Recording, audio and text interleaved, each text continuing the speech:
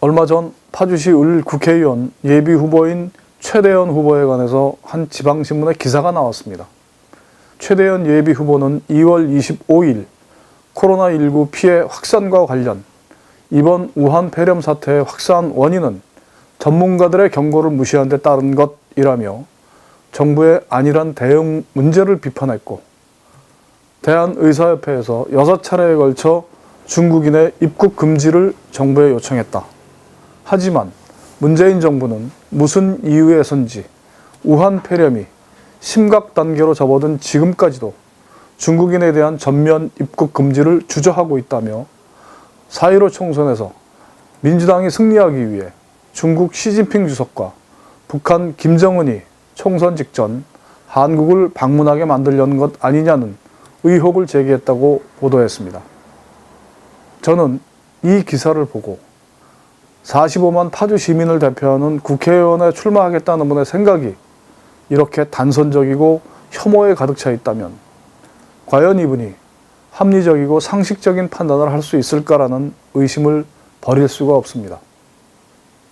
최대현 이분은 빨갱이는 죽여도 돼라는 방패를 들고 다니는 스님인지 뭔지도 모르는 사람과 자랑스럽게 사진을 찍었을 때부터 이미 알아봤습니다만, 이분이 파주와 아무런 상관없을 때야 무슨 일을 하고 다닌들 본인의 자유겠지요. 그러나 이런 분이 파주를 대표하는 국회의원에 출마한다는, 즉 우리를 대신하는 공인이 되고자 한다면 시민들로부터 냉정하게 비판을 받을 수 있어야 합니다.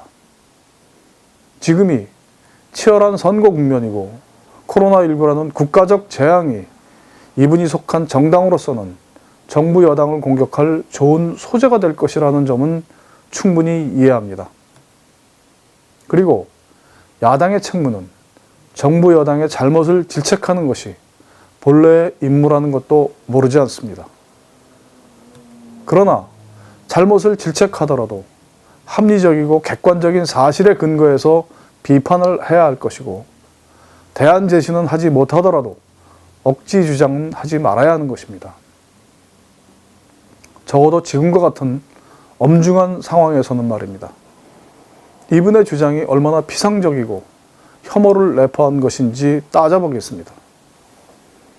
WHO는 질병의 지명이나 개인 이름을 지칭하지 않도록 규정하고 있습니다. 특정 지역이나 개인에게 혐오감을 주는 표현이기 때문입니다. 그런데도 이분은 우한 폐렴이라는 표현을 하고 있습니다. 우리나라에서는 공식적으로 코로나19라는 표현을 쓰고 있고, 전 세계적으로도 우한 폐렴이라는 표현은 이분을 포함한 이분이 속한 정당의 몇몇 분들만 고집하고 있는 표현입니다. 얼마 전 대구 코로나라는 표현을 썼다고 난리가 난 때가 있었습니다. 그때 제일 난리를 쳤던 데가 이분이 속한 그 정당이 아니었나요? 그런데도 굳이 우한 폐렴이라고 하는 이유는 무엇입니까? 또한 이분은 중국인 입국 금지를 말하고 있습니다. 그러나 지금 현재 그런 조치를 했다고 하더라도 아무런 효용이 없었을 것이라는 상황이 속속 나오고 있습니다. 단적으로 1월 말부터 중국인 입국 금지를 했던 이탈리아나 2월 초부터 했던 이란은 지금 중국인들이 들어가고 있지 않음에도 불구하고 대유행 단계에 접어들고 있습니다. 그런가 하면 이런 조치를 하지 않은 태국은 현재까지 소수의 감염자만 있을 뿐입니다.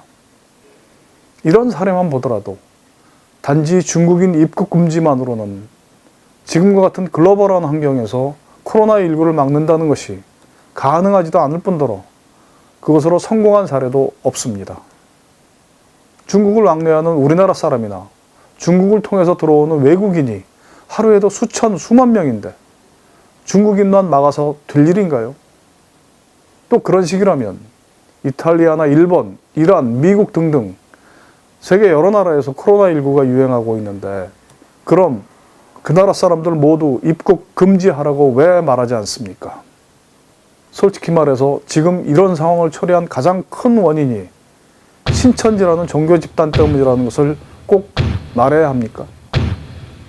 그런가 하면 최대현 이분, 4.15 총선에서 민주당이 승리하기 위해 중국 시진핑 주석과 북한 김정은이 총선 직전 한국을 방문하게 만들려는 것 아니냐라고 말했다고 합니다.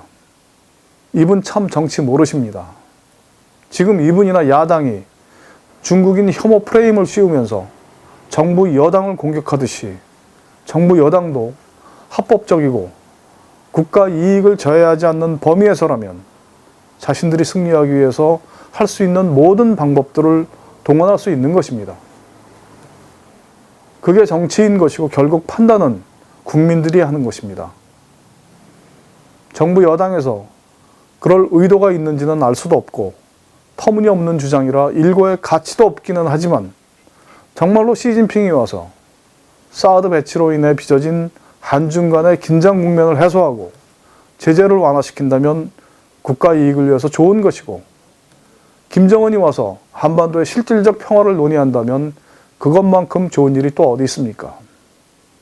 저는 정치인들이 정치적 승리를 위해서 여러 가지 말들을 할 수 있고 때로는 비상식적인 표현이나 실수를 하는 것도 이해할 수 있습니다.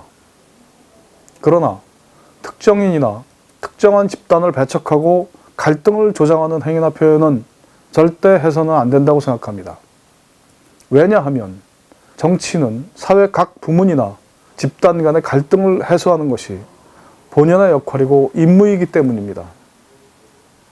최대한 이분이 그렇게 갈등을 조장하고 남들을 혐오하고 싶으시면 국회의원 출마하시지 말고 그냥 태극기 집회 나가서 문재인 빨갱이류의 연설이나 하시면 될 것입니다. 당신은 모든 사람들을 잠시 동안 속일 수 있다. 그리고 어떤 사람들을 항상 속일 수 있을지는 모른다. 그러나 모든 사람들을 항상 속일 수는 없다. 에이브러함 링컨의 말입니다. 뭔지 의미도 알 수 없는 핑크빛으로 가득 찬 혐오를 감쌀 수 있을 것이라고 생각하신다면 파주 시민들을 너무 가볍게 본 것입니다.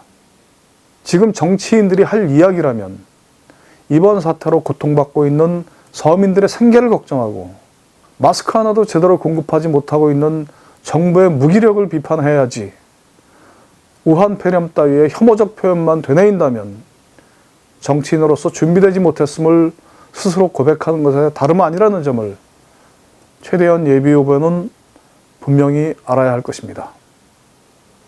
김순현의 시선이었습니다. 감사합니다.